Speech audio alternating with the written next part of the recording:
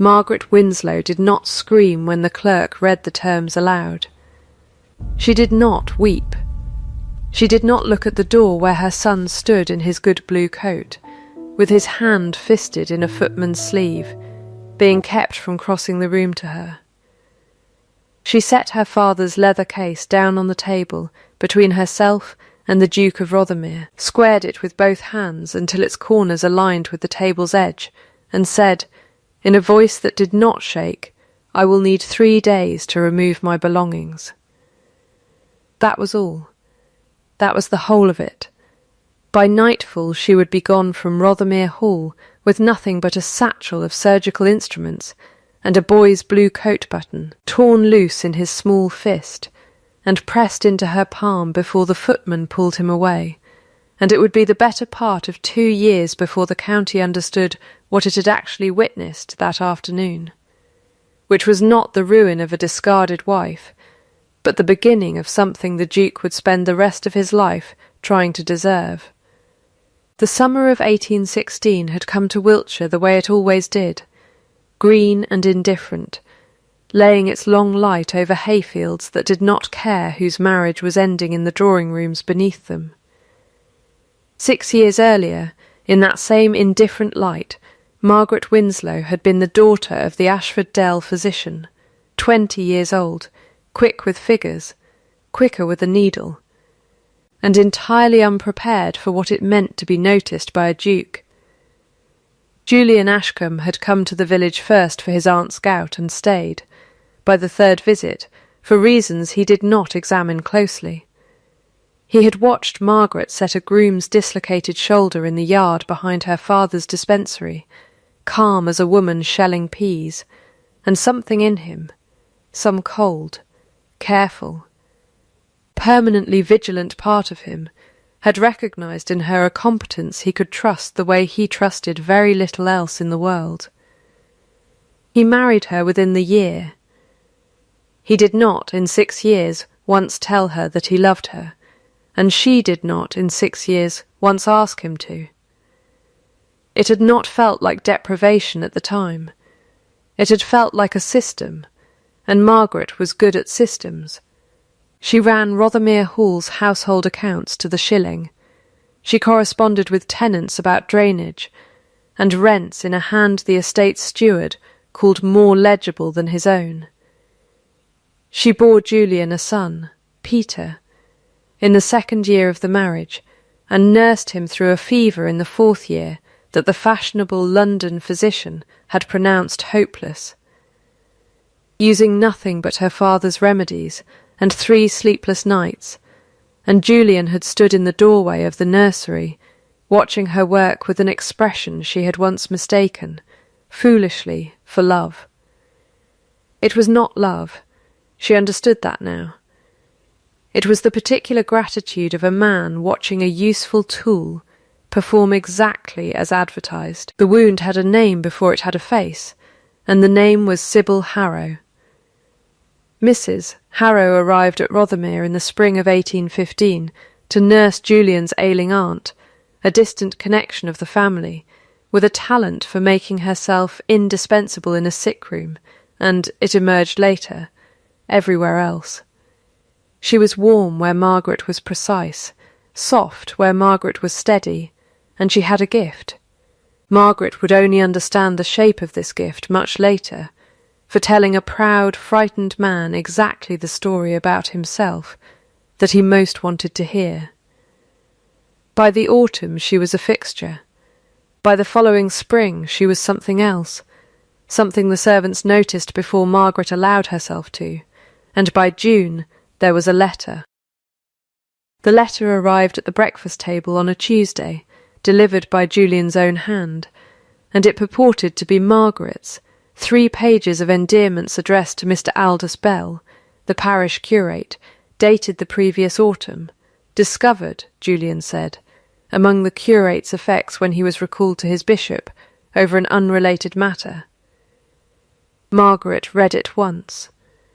She did not recognise the hand as fully her own, though it was close enough to unsettle a man already primed to be unsettled, and she said so calmly twice, Julian did not ask her a third time. That was the part she would turn over for months afterward, not that he believed the letter, but that he did not ask again, as though one denial had used up his entire store of doubt on her behalf. The private act was procured with a haste that surprised even the solicitors handling it. The custody of Peter, not yet 6, went to his father, as the law and the age both dictated, and dictated without mercy.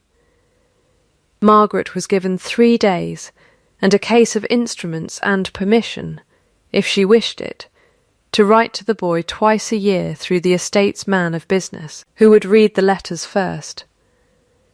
She did not ask for more than that.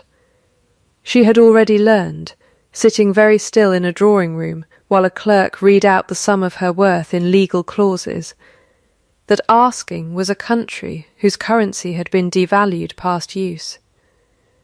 What she did instead, and this was the decision that would define the next 2 years of her life, though she did not know it yet, standing with her father's case in her 2 steady hands, was walk out to the carriage that would take her to Ashford Dell, sit with her back straight for the 11 miles of the journey, and begin, somewhere around the 6th mile, to plan. She reached the wound itself an hour before the clerk arrived, in the small withdrawing room off the hall, where Julian had asked her to sit because, he said, there was a matter to settle before the family solicitor came. She had thought, absurdly, that it might be about the drainage on the home farm. She had brought her ledger. "Sit down, Margaret," Julian said. He did not sit himself. He stood at the window with his hands behind his back, and something about the particular rigidity of his shoulders told her, before he spoke another word, that this was not about the drainage. "I am sitting," she said. "You may say it." He turned. Sybil Harrow was in the room by then, standing near the door in grey silk, not smiling, not smiling, wearing the studied blankness of a woman who has rehearsed how not to look triumphant. "There is a letter," Julian said. "You will want to see it before the solicitor arrives." She read it. She set it down. "This is not my hand," she said, "though someone has taken trouble over the loops of the G's, which I will grant is closer than I expected." Her voice did not rise. "Who wrote it, Julian?" "Do not," he said, and something in his jaw moved. A single hard flex and release, make this harder than it must be. "I am not making it anything," Margaret said. "I am asking a question. You have not answered it." He did not answer it. That was the moment. She would identify it precisely. Later, in the ledger she kept of her own life the way she kept ledgers of everything else, the moment a 6-year marriage ended. Not in the reading of the act 3 days later, not in the taking of her son, but in a silence that stretched 4 full seconds, while a man who had built his whole character on assessing evidence chose not to examine any. "You are the most useful woman I have ever known," he said at last, low, as though it were a kindness. "I do not say that lightly. But usefulness is not the thing a marriage is meant to run on, and I find I cannot pretend any longer that ours ever did." She stood. She did not raise her voice, though something in her chest had gone very cold and very still. The particular stillness of a woman doing arithmetic she has no wish to do and cannot stop doing. "Then we are agreed on one thing," she said. "It was never meant to." She was given her 3 days. She spent the first packing what was legally hers, which was very little. She spent the second at the nursery door, which she was permitted to stand outside of but not enter. Listening to Peter's nurse read him a story about a fox. And she counted. This was a habit her father had taught her. A discipline, a mercy. She counted herself exactly 10 minutes of grief each night, timed against the mantel clock in the room she had been given at the far end of the house, and when the 10 minutes ended, She opened her father's case, took out his casebook, and worked. She left on the third day with the case, the button, and a single line from her father repeating itself in her head like a struck bell. Care costs nothing until it is withheld, and then it costs everything. She did not yet know how literally that would prove true, or how long it would take Julian Ashcombe to learn it too. But she knew, riding away from Rothermere Hall with her spine straight and her hands steady in her lap, that she had work to do, and that whatever came next would be built, not wept for. The village of Ashford Dell received her the way villages receive their own dead returned unexpectedly to life, with caution, with curiosity, and, in the case of Mrs. Prudence Coke, who had kept house for Dr. Winslow for 30 years, and had not forgiven the Duke of Rothermere a single day since the divorce reached the local papers, with the particular fierce welcome of a woman who has been waiting for a fight, and finally has one worth having. "You'll not sit in that parlour feeling sorry for yourself, Mrs. Coke announced, before Margaret had even set down her case. Standing in the doorway of the old dispensary, with her arms crossed like a woman guarding a border. "Your father left this house to rot for want of someone with his hands and his stubbornness both. You've got both. What do you mean to do with them?" Margaret looked past her, into the dim, dust-sheeted room where her father had once treated half the parish for whatever they could pay, which was often nothing at all. Instrument cases still on their shelves, a ledger, water-stained, in the drawer where he'd always kept it. "I mean to open it again," she said, "properly this time, not a dispensary, an infirmary." "With what money?" "With my settlement," Margaret said, "which is £800 a year and mine outright, whatever else they took from me."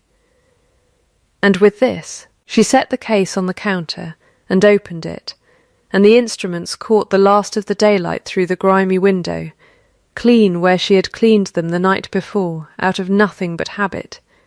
It is not much. But it was never about how much. My father proved that for 30 years. Mrs. Coke looked at her for a long moment, and something in her weathered face loosened, just slightly. The particular softening of a person deciding to trust someone against their better judgment.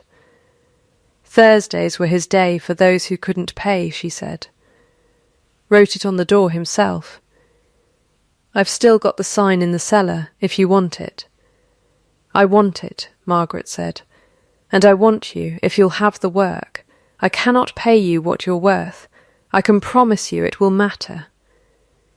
"Girl," said Mrs. Coke, in the tone of a woman settling something once and permanently, "I have been waiting 3 years for something in this village to matter again." Fetched the sign. They fetched the sign. It went back up on the door before the week was out, the paint touched up but the letters unchanged. Thursdays for those who cannot pay, and if anyone in the village found it strange that the discarded Duchess of Rothermere was scrubbing bandages and boiling instruments in her dead father's dispensary, rather than retiring quietly to whatever corner of obscurity had been allotted her, they kept the observation to themselves, mostly, for exactly as long as it took Margaret to prove she meant to stay. She did not cry again after the 10 minutes she had rationed herself on the second night at Rothermere. She told herself this was discipline. It was, in part. But it was also true that grief, once you have decided not to let it stop you, becomes something closer to fuel. And Margaret Winslow, she had stopped, deliberately, thinking of herself by any other name, had a great deal of it to burn. The first real test of the infirmary came in its 3rd week, in the shape of a tenant farmer named Silas Rudge, who arrived at the door white-faced and half carrying his 11-year-old daughter, whose arm had been crushed beneath a cartwheel an hour before. The bone was broken cleanly through the forearm, the skin unbroken but the swelling already alarming, and the girl was grey with shock and trying, with a child's stubborn pride, not to make a sound. "The bone setter's in Devizes," Rudge said. "Half a day there and back. I didn't know what else. You did exactly right to come here," Margaret said, and she was already moving, already had the girl on the table, already had Mrs. Coke boiling water and cutting linen into strips before the sentence was finished. She did not raise her voice. She talked to the girl the whole time in a low, even register, telling her what she was about to feel before she felt it, which was a discipline her father had taught her, and one the fashionable physicians of London, in her experience, rarely bothered with. "This will hurt for the length of one breath. I will count it for you. 1. The bone set with a sound the girl's father flinched at, and the girl herself only gasped through, eyes fixed on Margaret's face as if it were an anchor. "There," Margaret said. "The worst is done. The rest is only patience." She splinted the arm with 2 lengths of wood padded in wool, exactly as her father's casebook prescribed, and kept the girl overnight on a cot in the back room, and by morning the colour had returned to her face, and the fever that so often followed such injuries had not come at all, because Margaret had cleaned the small scrape on the girl's elbow with vinegar water before it could turn. A precaution her father had written into his casebook after losing 2 patients to wounds that looked, to less careful eyes, entirely harmless. Silas Rudge told 3 other tenant families that week. Word in a county travels the way water moves downhill, without needing to be pushed, and within a month the infirmary at Ashford Dell had more patients on Thursdays than doctor. Winslow had ever seen in a single month of his life, and a slow, steady trickle on the other 6 days from those who could pay a little, and did, gladly.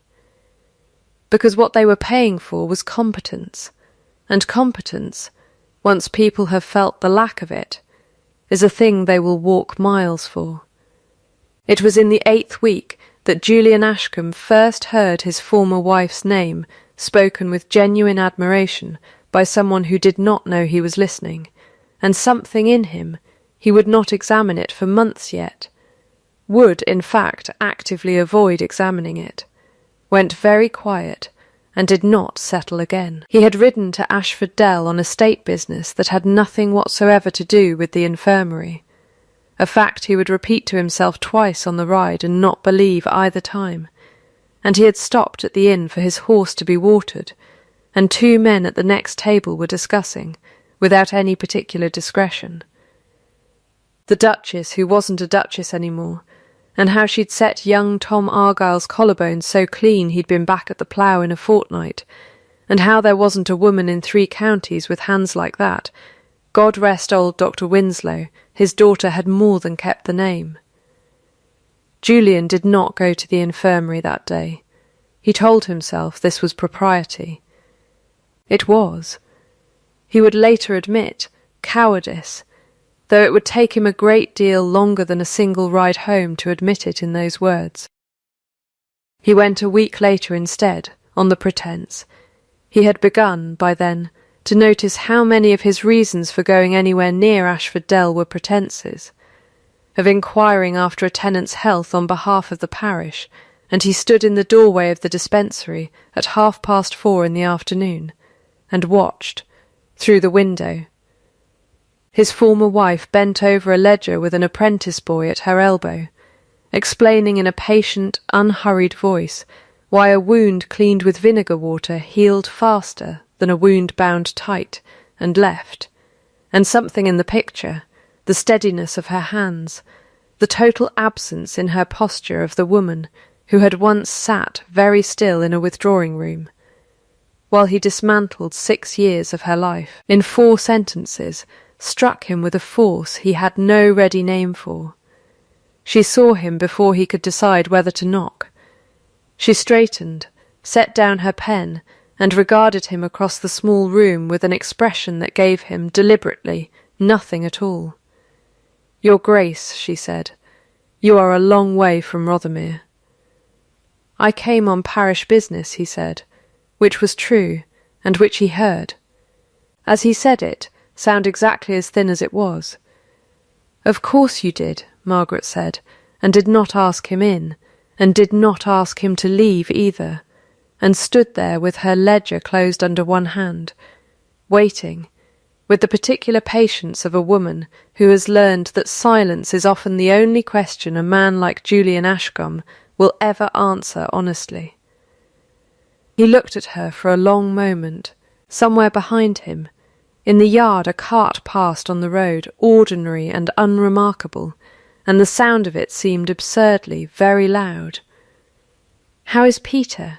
she asked, before he could speak again, and her voice did not break on the name, though something behind her eyes moved briefly, like weather crossing a field and passing on. "He asks for you," Julian said. It cost him something to say it. She saw that it did, and filed the observation away with the same discipline she filed everything. In the drawer of her mind she had long ago learnt to keep locked until it was useful to open it. "He does not understand why you do not come. He is 6 years old," Margaret said.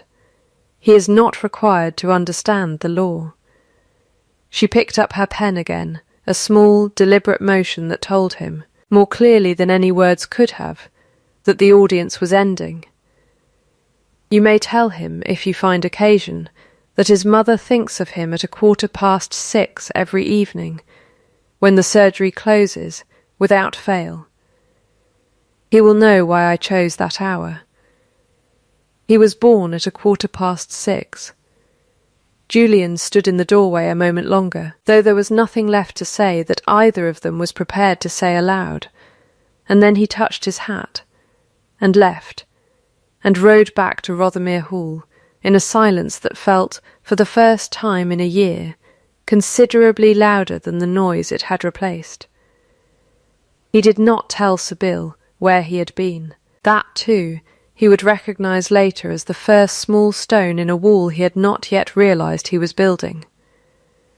The second competence trial came at the start of that autumn, and it did more for the infirmary's standing in the county than any amount of grateful gossip could have managed alone, because it involved not a tenant farmer's daughter, but Sir Edmund Price, a magistrate of considerable local weight, and even more considerable stubbornness, who arrived at Margaret's door in a fury of disbelief, because his own physician, a Dr. Cassius Wren, fresh from London, and very proud of his instruments, had bled him twice for a chest complaint that was worsening rather than improving. And Sir Edmund's wife, at her wits' end, had sent for the infirmary against her husband's express wishes. "I did not come here to be lectured by a woman half my physician's age," Sir Edmund informed Margaret from his sick-bed, wheezing between words, "whatever the county says of your hands." "Then you have wasted a journey you did not consent to," Margaret said, unruffled, already listening to his chest with an ear pressed flat to a folded cloth against his shirt, a method her father had sworn by, and Dr. Wren, she suspected, had never once employed. "But you are here, and I am not in the habit of turning away a patient for the sin of disliking me." Breathe in, slowly again what she found, and said plainly, was that the bleeding had done him active harm, weakening a body that needed strength to fight a congestion of the lungs, and that what he required instead was rest, warmth, steam infused with vinegar and herbs, and no further letting of blood under any circumstance. Sir Edmund, who had spent 40 years being agreed with, opened his mouth to argue and found, to his evident surprise, that he had not the strength left to manage it, and closed it again. He recovered within the fortnight.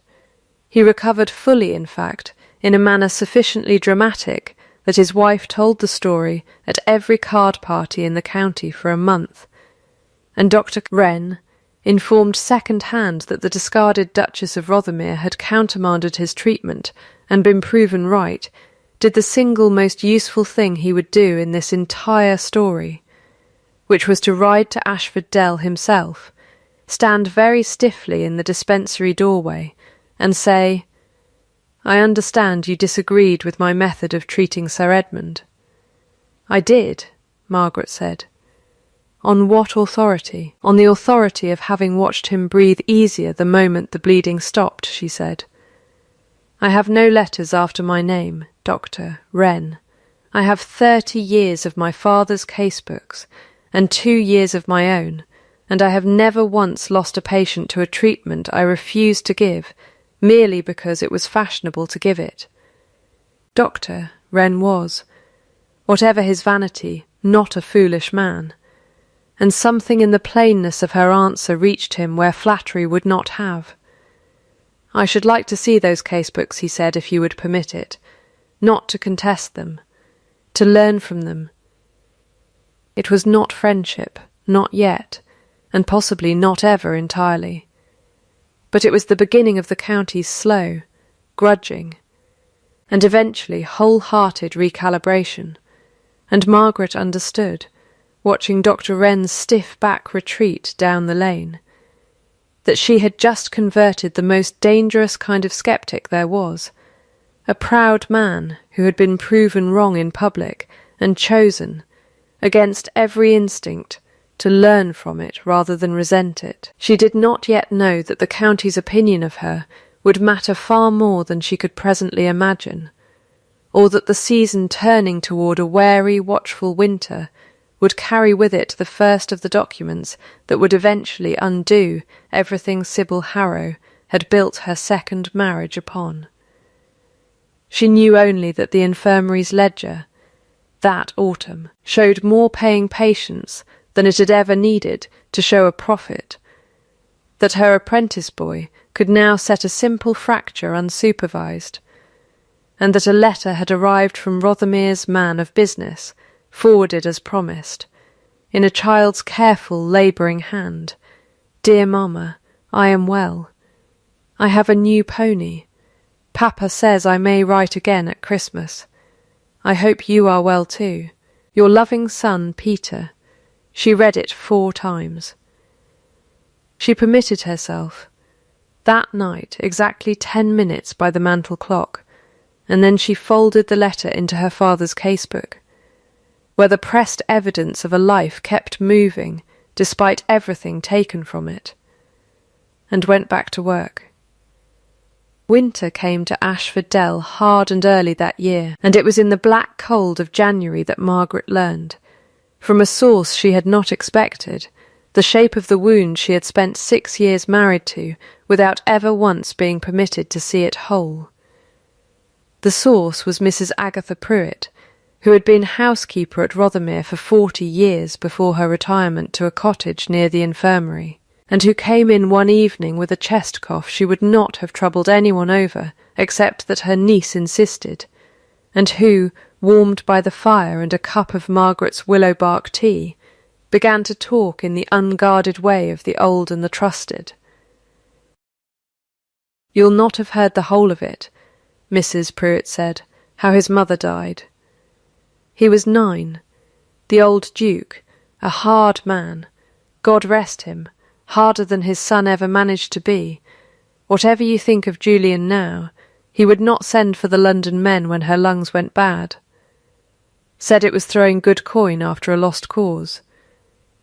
Said feeling was a tax a sensible man didn't pay twice. She died in March, in that big cold room, with her own husband refusing her the physician that might have saved her, and the boy stood in the doorway and watched the whole of it, same as you'd watch a lesson you weren't meant to forget." Margaret sat very still. "He has never told me this. He's never told anyone," Mrs. Pruitt said. "Ask him yourself, if you've the stomach for what it'll cost you both. But I'll tell you this for nothing, Duchess, begging your pardon. You're not that now, but you'll always be that to me. a boy raised to believe that caring for a thing you might lose is a fool's economy, grows into a man who calls it usefulness instead, because usefulness he's allowed to keep. Love, he was taught, at 9 years old, in the worst possible schoolroom, is a debt that gets called in and never paid back. It did not excuse him. Margaret turned that thought over with great care that night, testing it the way she tested a diagnosis before committing to it. It did not excuse a single hour of the 6 years, or the letter he had chosen not to question, or the 4 seconds of silence in the withdrawing room when she had asked him a direct question and he had answered it with a wound dressed up as an explanation. But it explained him, and Margaret had learned from 30 years of her father's casebooks before she had learned anything else. That explanation and excuse were different countries, and that a wound identified was, at the very least, a wound that could eventually be treated by the person who owned it and no one else. She did not write to him. She was not yet ready, and more to the point, it was not yet her place. But she filed the knowledge away in the same drawer, where she kept everything else that mattered and was not yet useful, and she noticed, turning it over one more time before she let herself sleep, that Sybil Harrow, whatever else she was, had understood Julian's wound well enough to exploit it, and Margaret had been married to the man for 6 years and had never once been told its name. That, she thought, was its own kind of answer. The county's turning, when it came slowly and then all at once, the way ice gives on a pond, a long season of small cracks nobody remarks on, and then a single morning when everyone can suddenly hear it. By the following spring, the infirmary at Ashford Dell had a waiting list on Thursdays, a standing arrangement with the parish to treat the poor of 2 neighbouring villages as well, and a reputation, spoken now without any of the careful hedging that had once accompanied Margaret's name, as the finest medical establishment for 30 miles that did not require a letter after its proprietor's name to be believed. It was into this season of quiet, hard-won respectability that the first document arrived, not with drama, but folded inside an ordinary letter from the Rothermere estate's man of business, forwarded along with Peter's spring correspondence, almost as an afterthought, and it would take Margaret 3 full readings to understand what she was looking at, and Thaddeus Gray, the county solicitor, she brought it to the following week. Considerably longer than that, to explain exactly how much it was worth. Sir Edmund Price's steward, a meticulous man named Osgood, had written to Margaret with an entirely unrelated query about paying for his daughter's treatment, and enclosed, by what he called an odd coincidence and what Margaret would come to understand, was nothing of the kind, a scrap of paper he had found, tucked into an old household account book he was clearing out, a receipt dated the previous summer, in Mrs. Sybil Harrow's own hand, for the purchase of paper and ink from a stationer in Devizes 2 full weeks before the letter that had ended Margaret's marriage was supposedly discovered among Aldous Bell's effects. It was not proof of anything on its own. Margaret understood that immediately, turning the receipt over in her hands at the kitchen table, with Mrs. Coke reading over her shoulder. But it was a thread, and a thread in her father's casebooks, in his careful accounting of symptoms that did not yet add up to a diagnosis, was always worth pulling. "You mean to go looking for the rest of it?" Mrs. Coke said. "It was not a question. I mean to know what happened to my marriage," Margaret said, "before I decide what, if anything, I intend to do about it." She began, quietly, the following week, with a letter to Aldous Bell himself, who had been curate of Ashford Dell's neighbouring parish before the scandal, and was now, by the last address anyone had for him, serving a small living in Northumberland, exiled by a scandal he had never been permitted to answer. She did not accuse him. She asked him, plainly, whether he had ever received or sent any correspondence to her that he had not shown to a third party, and whether he recalled where he had been on the date the forged letter claimed. His answer, when it came 6 weeks later, arrived with an enclosure that made Thaddeus Grey sit forward in his chair for the first time in the entire conversation. Bell had kept, out of the meticulous habit of a man raised by an equally meticulous father, a private diary of his clerical duties. On the date in question, he had been 40 miles away, officiating at a funeral in Bath, with the parish register to prove it, a document that could be produced, sworn, and dated by 3 independent witnesses who had no reason on earth to lie for a disgraced curate they had not seen in a year. This, Thaddeus Grey said, tapping the register's copied entry with one finger, is not a thread any more, Mrs. Winslow. This is a rope. He looked up at her over his spectacles. The question you must now decide is what you intend to hang from it.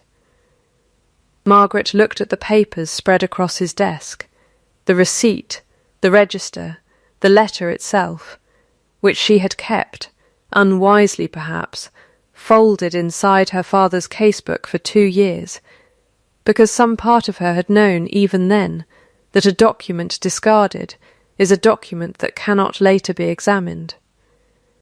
"I do not intend to hang anyone," she said. "I intend to be believed. There is a difference, and I have had 2 years to learn it."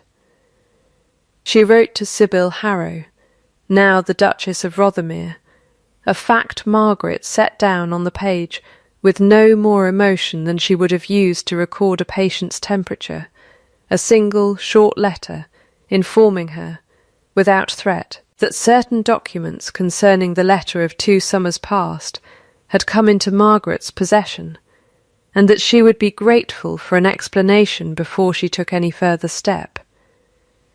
She received no answer. What she received instead, a fortnight later, was a visit from Julian himself, riding into Ashford Dell in a hard spring rain, with his coat soaked through, and his face carrying an expression Margaret had seen on him exactly once before, on the night Peter's fever had broken after 3 sleepless nights, the particular rawness of a proud man who has just understood how close he came to losing. Something irreplaceable through his own inattention. "Sybil burned your letter," he said, standing dripping in the dispensary doorway, "and told me it was nothing. I would have believed her a year ago." He stopped, started again. "I do not believe her now. I have not believed her, if I am honest with myself, in some months." "Show me what you have." Margaret studied him for a long moment, weighing with the same care she would have weighed a diagnosis how much of this man's sudden honesty was real, and how much was simply fear finding a convenient direction. "Not tonight," she said finally, "and not with words. If you want to see what I have, you will see it the way everyone else will, plainly, and all at once, and where it cannot afterward be denied." "When?" "When I am ready," Margaret said, "and not before. You have had 2 years to ask me a single honest question, Julian. You will grant me the same courtesy of my own timing now." He did not argue. That, too, she filed away. The public reckoning, when Margaret finally set its date, was not staged for spectacle, though it would function as one. It was scheduled, with a precision her father would have approved of, for the quarterly parish meeting at the Ashford Dell Assembly Room, a gathering that drew tenants, gentry, and clergy from 3 parishes and had, for generations, served as the county's unofficial court of public opinion. She sent word to Thaddeus Grey, to Aldous Bell, whose testimony would need to travel from Northumberland, and to Sir Edmund Price, who as magistrate would lend the proceedings whatever formal weight they required, and she told no one else what she intended, least of all Julian, who arrived that evening not knowing whether he had come to witness his wife's vindication or his second wife's ruin, and left understanding that they were, in the end, the same event. The assembly room was full past its usual capacity by the time Margaret rose, her father's casebook under one arm, and Thaddeus Gray's folder of documents in the other, and the murmur that had filled the room since word spread of what the evening concerned went, as she stood entirely quiet, the particular silence of a room deciding, all at once, to listen.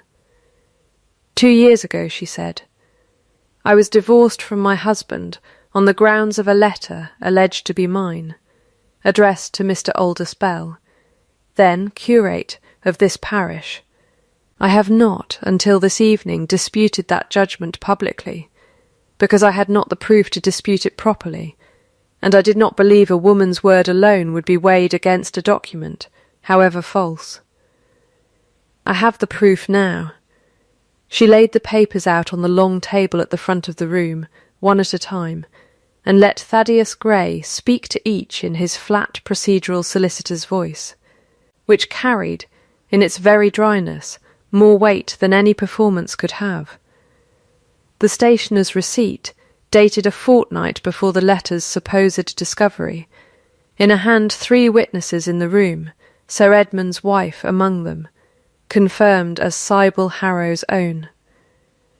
The parish register from Bath, sworn and sealed, placing Aldous Bell 40 miles from Ashford Dell on the date in question, and then Aldous Bell himself, who had travelled 2 days in bad weather to stand at the back of the assembly room and say, in a voice unsteady with 2 years of unearned disgrace, I have never in my life corresponded with Mrs. Winslow beyond the ordinary business of the parish. I was not permitted to defend myself when the accusation was made. I am asking, now, only to be heard. It was Davy Fenn, Rothermere's head groom, unbidden and unasked, who stood at the back near the door and said the thing that finished it. I drove Mrs. Harrow to Devizes myself, the summer before the letter came out, he said, twisting his cap in his hands, plainly uncomfortable at the centre of so many eyes, but pushing through it anyway, to the stationer's, and after that to a man near the coaching inn who did copying work, imitating hands, for them, as wanted a signature matched. I didn't think nothing of it at the time. I've thought of little else since I heard tonight what the letter cost. Margaret watched Sybil Harrow, seated near the front beside Julian, go very still, not the composed stillness Margaret had spent 2 years cultivating in herself, but something else entirely. The stillness of a woman watching every wall of a carefully built house come down at once and finding, in the ruins, that she had no further argument to make. She did not deny it. She did not, in the end, say anything at all. And something behind her carefully arranged composure simply went out, like a candle in a draught nobody had thought to guard against. I have not come here tonight for revenge, Margaret said, into the room's stunned quiet, and her voice, for the first time all evening, softened, though it did not waver. I did not build this infirmary to punish anyone. I built it because I was told, once, that I was useful and not loved, and I decided that if usefulness was the only inheritance I was to be permitted, I would make it into something no one could take from me twice. I have that now. What I wanted from this evening was simply the truth, spoken where it could not be denied again. I have that too. She looked finally at Julian, who had not moved through the whole of it, his face gone the colour of a man watching 2 years of his own certainty dismantled in real time. "What happens next," Margaret said, "is not for this room to decide." The room, none the less, had decided something of its own that evening, and the tide of it, audible, unmistakable. The way a room's collective breath changes when it has watched an injustice named and answered, followed Margaret out into the cold spring night, where she stood a moment on the assembly room steps, closed her father's casebook, and for the first time in 2 years allowed herself to cry, not the counted 10 minutes she had rationed for grief, but something looser and longer and entirely unrationed, because the thing that had broken open in her was not grief at all, but its opposite, arriving 2 years late and taking her, for once, entirely by surprise. Julian found her there. He did not touch her. He stood a respectful distance away in the dark, hands at his sides, and waited until she had finished, and then he said, quietly, "I have a great deal to explain to you. I do not expect you to want to hear it tonight." "No," Margaret agreed, wiping her face with the back of one hand, steady again, or steady enough. "Not tonight." Sybil Harrow left Rothermere within the week, before any formal proceeding could be brought against her, for a married sister's house in Kent. And whatever accounting she owed the law or her own conscience, Margaret did not pursue it further. She had what she wanted, which was the truth, spoken aloud, where it could not be taken back. It was, Thaddeus Grey told her privately, a more dignified end than the woman likely deserved. Margaret only said that mercy dispensed from a position of strength cost the giver something real, and that she had decided some months before that she preferred to be a woman who could afford it. Julian came to Ashford Dell 3 days later, not on any pretence of parish business this time, and found Margaret in the dispensary, going over the week's accounts with Mrs. Coke, who took one look at his face and found, with sudden urgency, an errand that required her elsewhere. "I will not ask you to forgive 2 years in an afternoon," Julian said, standing where he had stood so many times before, though something in his bearing was different now, less certain of its right to occupy the space. "I only ask that you let me explain it in full, and that you understand the difference. You taught this room the difference tonight, better than I have ever managed to learn it myself, between an apology and an explanation. I owe you both, and I have come to give you both, and I will not consider either finished until you tell me it is." Margaret set down her pen. "Then say the explanation first," she said. "I have found, in my experience, that a man's excuses tell you more about him than his apologies ever do." He told her, then, standing in the small cold dispensary, with the last of the daylight going grey in the window, the thing Mrs. Pruitt had already told her in outline, his mother, the long illness, the old Duke's cold economy of feeling, a 9-year-old boy taught in the cruellest possible schoolroom that love was a debt collected and never repaid, that the only safe investment was in a person's usefulness, because usefulness, unlike love, did not leave you standing in a doorway watching it die. "I did not choose Sybil because I loved her," he said, and his voice, on the word, had the particular flatness of a man reading out a bill of sale against himself. "I chose her because she made me feel nothing was required of me but to be told what I wished to hear, and I had spent 6 years married to a woman who required, simply by being who she was, that I become a better man than my father raised me to be. I found that unbearable. I called it, to myself, incompatibility. It was cowardice. I understand that now. I did not question the letter because questioning it would have meant staying, and staying would have meant becoming a man I did not yet know how to be.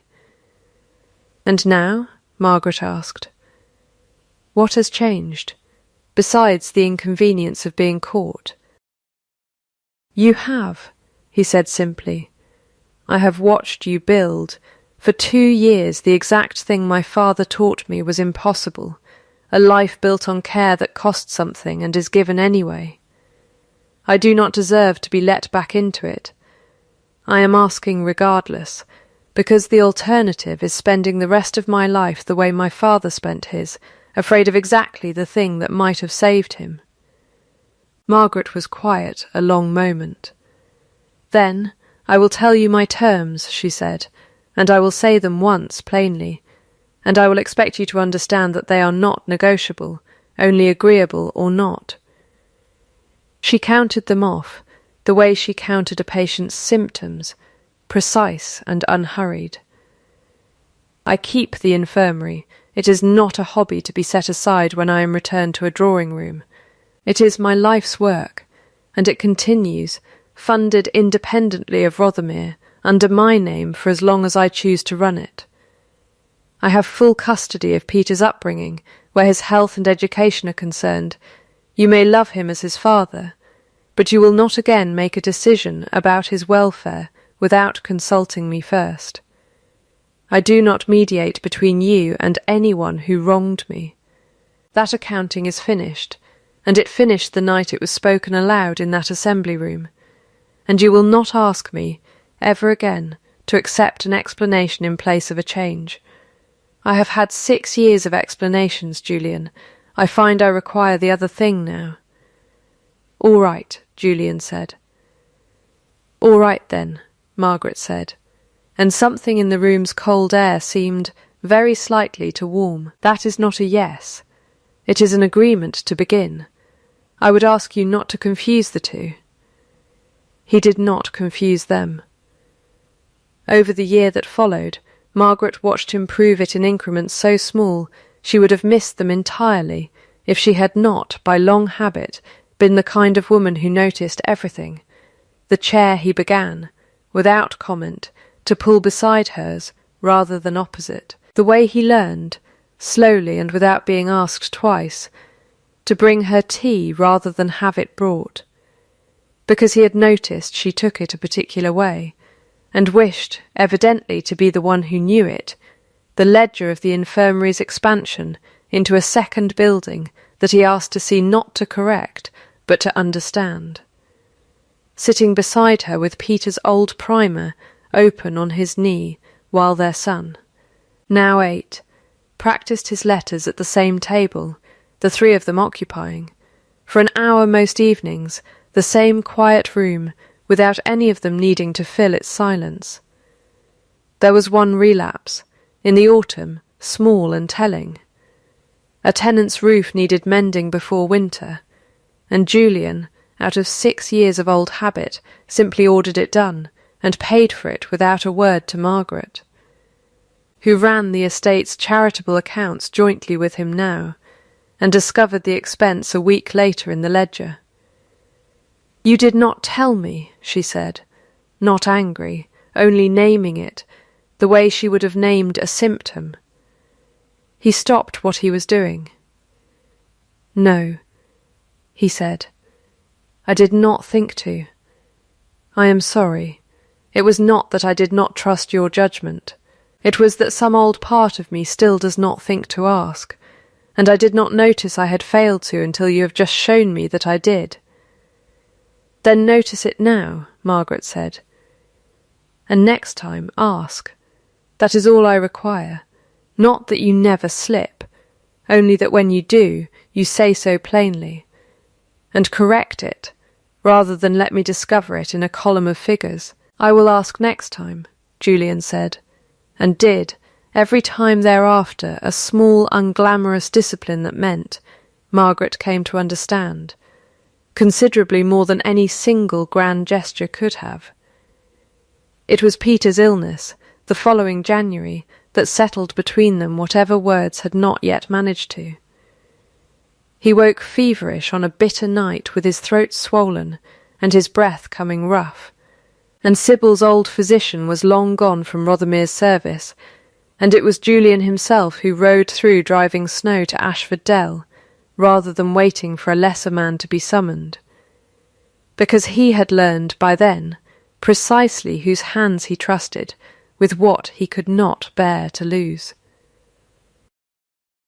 Margaret worked through that night the way she had worked through Peter's fever years before, steady and unhurried, steaming vinegar and herbs at his bedside, watching his breath for the change that would tell her whether the crisis was breaking or worsening.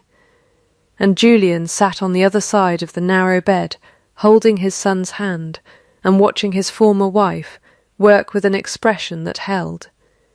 This time, nothing of the old cool gratitude for a useful tool performing as advertised. It held something closer to awe, and beneath the awe, unmistakably, love, not the careful, rationed thing he had once called usefulness, but the whole unguarded article, arriving, as it so often does, at the exact moment it could least afford to be withheld. "He will mend," Margaret said, near dawn, when Peter's breathing had eased, and his fever had broken, and he slept, finally, without the terrible rasp that had filled the room for hours. The worst is past. Julian did not answer for a long moment. When he did, his voice was rough with more than exhaustion. "I would choose you," he said, "not as a fact I am stating for the record. I have been choosing you every day since that night in the assembly room, and I mean to go on choosing you for as long as you will let me, whether or not you ever choose to call it anything at all." Margaret looked at him across their sleeping son, and something in her chest, long guarded, opened without her quite deciding to let it. "You once told me I was the most useful woman you had ever known," she said, "and meant it as the whole of what I was to you." "I remember," Julian said. "I have regretted the sentence every day since." "I am the most useful woman you have ever known," Margaret said. "I have simply finally found a man willing to learn that useful and necessary are not the same word, and that I have been both, all along, waiting for him to notice the difference." "I notice it now," Julian said. "I will spend what remains of my life proving that I do." They married again the following spring, quietly, in the Ashford Dell parish church, rather than the grand chapel at Rothermere, with Mrs. Coke standing witness in her Sunday best and Peter, 9 now and steady on his feet, carrying his mother's father's old casebook down the aisle on a cushion in place of a ring, because Margaret had decided, months before, that it was the only object in her possession that had earned the honour. 2 years after that, the county still speaks of it, when the story comes up, which it does, at length, at every card party, and christening for a decade afterward. The Winslow Free Infirmary occupied a new stone building at the edge of Ashford Dell, funded jointly now by the Rothermere estate and Margaret's own independent trust, with a plaque above the door that read simply, "Care costs nothing until it is withheld." Dr. Cassius Wren, thoroughly reformed, held clinic there 2 days a week. Aldous Bell, restored to his good name and a living of his own choosing, preached at the church where Margaret had remarried. Davy Fenn, elevated to head groom and then to steward's assistant, managed the estate's accounts with the same plain honesty that had once condemned a forger before an assembly room of witnesses, and in the infirmary's front hall, mounted in a glass case where every patient who entered could see it, sat a worn leather satchel of surgical instruments, its initials T.W. Still faintly visible on the flap, no longer the last possession of a woman with nothing, but the founding relic of a woman who had, out of nothing, built something that could not be taken from her twice. Rothermere Hall itself, visitors sometimes remarked, seemed a different house entirely from the cold, careful place it had been in the years before. Warmer, louder, its doors more often open than shut, as though the whole structure had, after a very long time holding its breath, finally learned it was permitted to exhale. Margaret Winslow had stopped, somewhere in those 2 years, asking to be seen. She had made herself, instead, impossible to unsee, not because she demanded it, but because she had simply gone on being exactly, precisely herself, in ledger and bandage and steady hand, until the whole county, and finally the one man whose blindness had cost her the most, could no longer look anywhere else. She had learned, long before he did, that being needed and being loved were not the same inheritance, and that a woman could survive a very long time on the first, while quietly, patiently, without ever once begging for it, building the kind of life that made the second impossible to withhold,